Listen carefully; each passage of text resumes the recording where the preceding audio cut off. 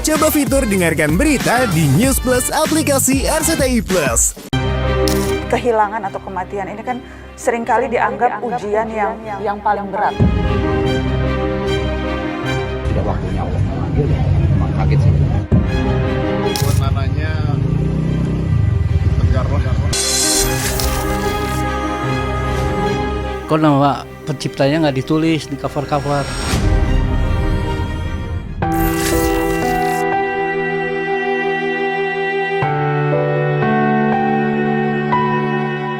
Innalillahi wa inna ilaihi roji'un.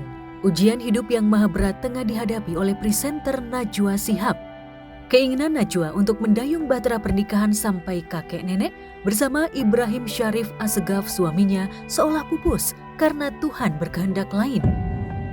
Separuh jiwa Najwa seolah pergi ketika sang suami tercinta dinyatakan meninggal dunia pada pukul 14.29 waktu Indonesia Barat akibat penyakit stroke yang dideritanya.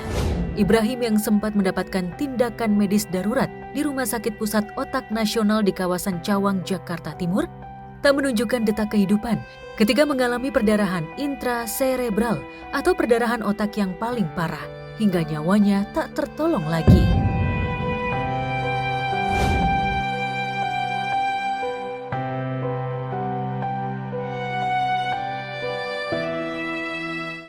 Sejumlah pesohor dan pejabat nampak hadir untuk menguatkan mental Najwa, sekaligus pembacaan kalam ilahi di samping jenazah.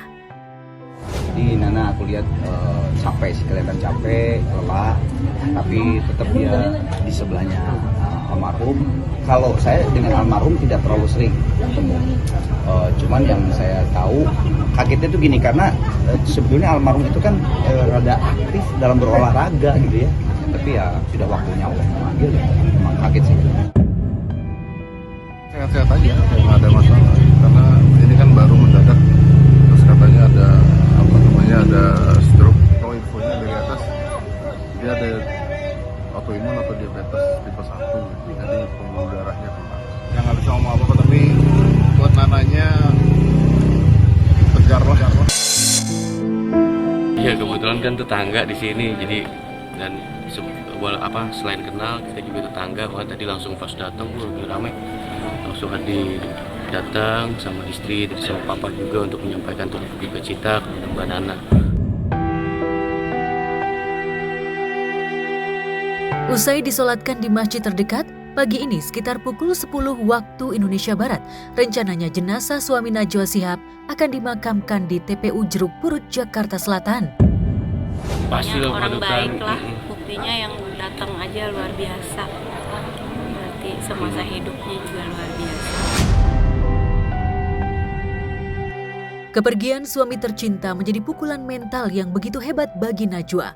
Publik dan netizen masih ingat pada curhatan pilu Najwa saat menceritakan bayi perempuannya yang meninggal pada 2011 silam. Bayi perempuan yang diberi nama Namia Assegaf hanya sempat menghirup udara dunia selama 4 jam karena dilahirkan dalam kondisi yang rentan. Selama trimester akhir kehamilan, Najwa harus dirawat di rumah sakit karena cairan ketubannya rembes sehingga harus disuntikan cairan secara berkala sampai bayi itu lahir. Namun, setelah dilahirkan dengan selamat, Najwa harus melepas kepergian bayi perempuannya untuk selama-lamanya. Waktu Namia meninggal itu tuh berat banget. Karena tuh kan aku berusaha banget untuk dapat anak kedua ya. Kayak selang usianya tuh sama Iza 10 tahun. Dan aku usaha banget sampai kemudian aku akhirnya hamil. Dan hamilku tuh berat banget waktu itu. Aku 3 bulan tuh harus bed rest di rumah sakit. Dan aku tuh pokoknya aku dulu ngerasa kalau aku udah mau sesuatu pasti dapet. Jadi I did everything. Kan dibilang kalaupun lahir mungkin ada kemungkinan ada gangguan jantung. Atau kalaupun lahir prematur harus ini prematur. Gue mau kalau bayi gue lahir ini harus hidup. Bayinya meninggal.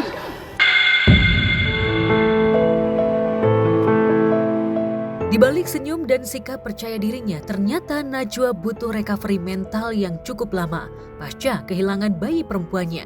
Lantas kini, luka akibat kehilangan orang terkasih kembali dirasakan oleh Najwa. Ayah dari kedua anaknya telah pergi untuk selama-lamanya di usia 48 tahun. Selama hidup, menantu Quraisy Shihab itu dikenal sebagai suami, ayah, dan menantu yang baik. Ibrahim yang merupakan kakak senior Najwa di kampus berani mempersunting Najwa di usia muda 20 tahun. Mereka menikah pada 11 Oktober 1997. Mereka sempat terpisah karena Ibrahim melanjutkan kuliah di Australia dan Amerika. Namun, long distance marriage, kesibukan karir maupun segudang ujian pernikahan tak menggoyahkan rumah tangga Najwa dan Ibrahim.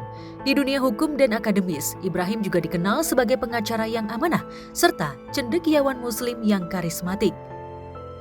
Selamat jalan Ibrahim Syarif Assegaf.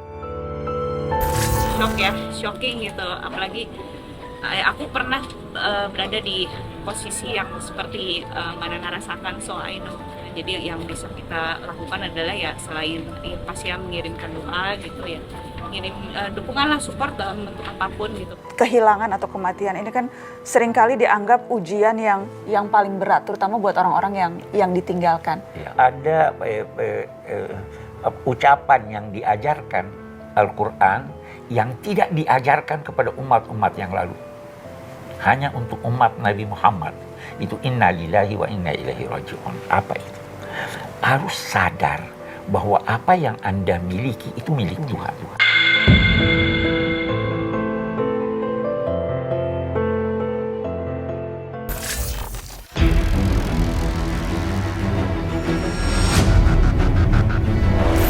Ujian hidup juga tengah dialami oleh pedangdut Lesti Kejora. Istri Rizky Bilar itu dilaporkan oleh musisi Yoni Dores ke Polda Metro Jaya karena dugaan kasus pelanggaran hak cipta. Sebagai pelapor, Yoni Dores mengaku sudah melakukan prosedur hukum dengan benar sebelum mempolisikan pedangdut asal Cianjur itu. Yoni sudah 2 kali mensomasi Lesti karena diva dangdut termuda itu sudah mengcover beberapa lagunya tanpa izin. Kami menerima laporan tindak pidana hak cipta. Kemudian terlapornya adalah saudari LK.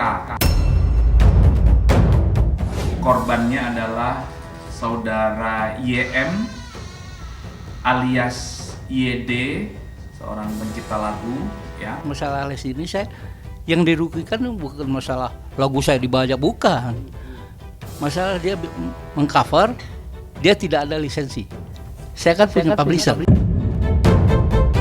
Sebelum saya berjalan, saya ke publisher dulu. Lesti ada izin nggak ke sini? Nggak ada.